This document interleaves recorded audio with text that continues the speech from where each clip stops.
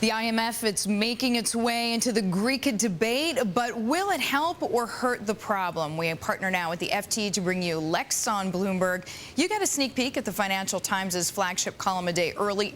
Paul Rathbone joining us now live from London. Paul, glad as always to have you with us. If Greece calls the IMF, does that become a badge of shame for Greece?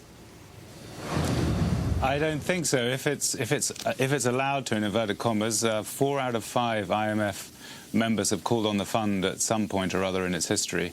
And dealing with fiscal problems, although it's supposed to deal with balance of payments problems, dealing with fiscal problems is really the IMF's bread and butter. So not really a badge of shame at all.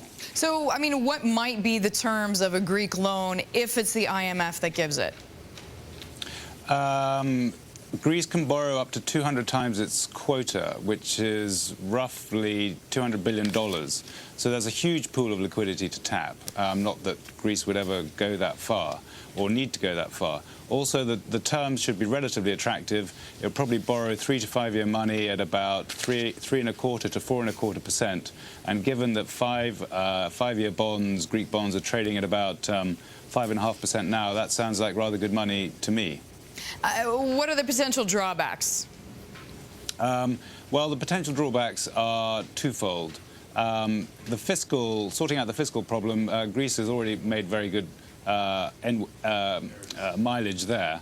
But usually when the IMF goes into a troubled country with a standby facility, which is its usual lending program, there are other elements of the menu of the policy menu that may be more troubling.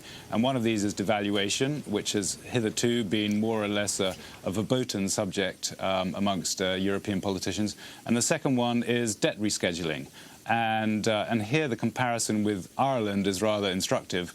Ireland, like Greece, has had to cut its budget deficit drastically, but there's no talk of the IMF going in. And Irish 10-year bonds are trading at around 4.5%. Greek 10-year bonds at about 6.5%. So perhaps it's not unfeasible that some of that 200 basis point difference is due to an IMF risk premium being baked into to Greek debt. Paul, I mean, what's the big difference between if the IMF gives money or the EU gives money directly? I mean, let's face it, the German taxpayer's still on the hook either way. Well, no, the German taxpayer wouldn't be on the hook if the IMF came in. It would be the IMF members who would be lending via the IMF to Greece. So, in fact, that's the key flashpoint, the key difference, surely, between whether the EU stumps up money, which would basically be Germany paying, or the IMF, which is a third party funded by all world members. All right, Paul, we thank you very much. Paul Rathbone joining us there from the FT in London.